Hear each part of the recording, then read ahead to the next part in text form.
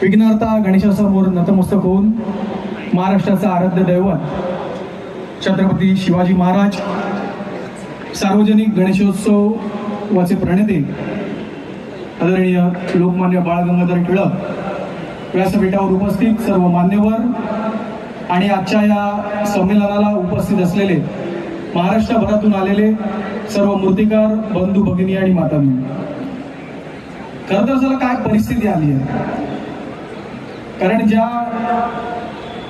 विघ्नहर्त्याला श्रीफळ अर्पण करून, ज्या विघ्नहर्त्याचं पूजन करून सगळी विघ्न दूर करण्यासाठी चांगल्या कामाला आपण सुरुवात करतो, त्या विघ्नहर्त्याच्या कामातच विघ्न येऊन ठेपलेली आहे. प्रश्न पडला नारळ द्यायचा कोणाला, तर तो नारळ द्यावा लागेल या पर्यावरणवाद्यांना. कारण एवढ्या मोठ्या संख्येने जर आपण उपस्थित या ठिकाणी राहिला, एवढे मोठे माणसं जर आपल्या पाठीशी उभी आहेत, तर नक्कीच या पर्यावरणवाद्यांना नारळ देऊन येणारा गणेशोत्सव आपण जल्लोषात नक्की साजरा करू.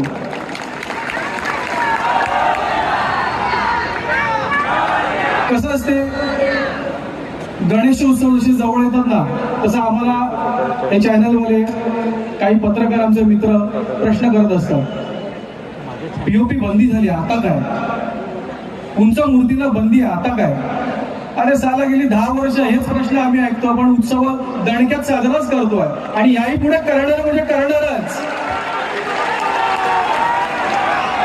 अशा लोकांच्या प्रश्नाला जास्त आपण ग्राह्यता द्यायची नसते.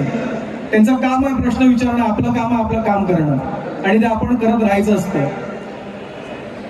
कारण कसं असते, पावसाळा आला ना की कसा बेडूक ओरडायला लागतो, तसा गणपती आला की यांच्या मुलाला पीओपी लागतो, मग हे चालू होतात.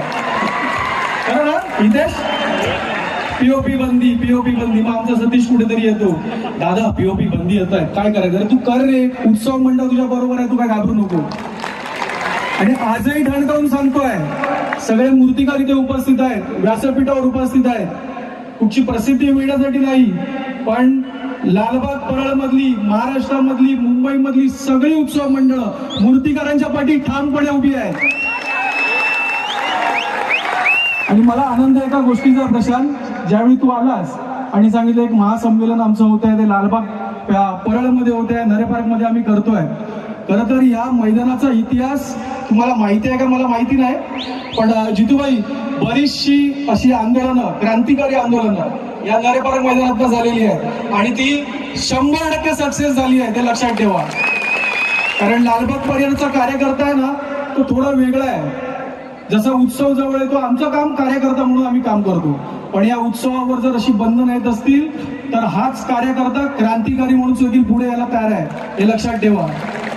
आणि केसेस वगैरे आमच्या लालबाग पळवाल्यांना नवीन नाही आहे, बिंदास आम्ही तयार आहेत काही घ्यायला, पण हा उत्सव टिकला पाहिजे. हा उत्सव टिकला तरच संस्कृती टिकेल आणि तरच आपला महाराष्ट्र धर्म टिकेल, या मताचे आम्ही आहोत. या मूर्तिकारांच्या पोटापाण्याचा विचार जर हे न्यायालय करत नसेल, जर हे सरकार करत नसेल, तरी मंडळ करणार, मंडळ पुढे येणार आणि त्यांना जो लढा द्यायचा त्या लढ्यात मंडळ प्रामाणिकपणे पुढे राहणार. पीओपी बंदी तुम्ही म्हणता, मग इतर ज्या वस्तूंवर बंदी आहे, आता प्लॅस्टिक बंदी आहे, जा जरा बाहेर फिरा, हे केळेवाले, हे भाजीवाले, हे कोण आहेत, परप्रांतातून आलेली लोक आहेत, आजही प्लॅस्टिकच्या पिशव्या देत आहेत, आजही प्लॅस्टिक मधनं पाणी मिळते आहे, मग त्याच्यावर बंदी का नाही. नुसता आपला एक निर्णय दिला आणि त्याच्यावरती बंदी, मग त्याची अंमलबजावणी का नाही करत. पहिली त्याची अंमलबजावणी करा, मग आमच्याकडे या. तो दीवार पिक्चर बघितलाय ना, जाओ जाके पहिला साइन लेके आओ जिसने मेरे हात पे ये लिखा है, तसं आपण पण त्यांना डरकावून सांगूया. बंदी करायचीच असेल तर ज्या ज्या पदार्थावर पहिली बंदी घातलेली आहे त्यांच्यावर पूर्णपणे 100% बंदी आणा आणि मग आमच्या या उत्सवाला हात लावा. फार जास्त काही बोलत नाही, एवढंच सांगतो, संघर्षाचा जन्म आपुला, हरणे आपल्या रक्तात नाही, जोवर मैदानात उभा मी, जिंकणे नियतीला शक्य नाही, जिंकणे नियतीला शक्य नाही. उत्सव मंडळ तुमच्या पाठीपुढे खंबीरपणे उभी आहेत, तुमच्या प्रत्येक लढ्यामध्ये उत्सव मंडळ उभी राहतील ही ग्वाही देतो आणि इथेच थांबतो. जय हिंद, जय महाराष्ट्र.